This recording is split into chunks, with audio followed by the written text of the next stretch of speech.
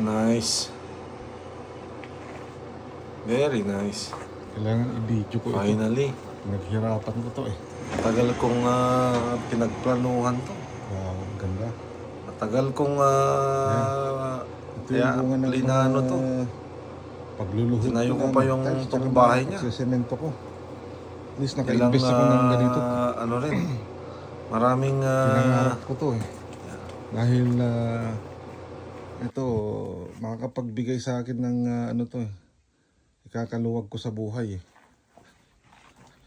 Kaya pinikit ko to nung inutang ko. Inutang ko to. Ilang taon kong binayaran to. 2 taon kong binayaran to. Bi-weekly. 160 bi-weekly.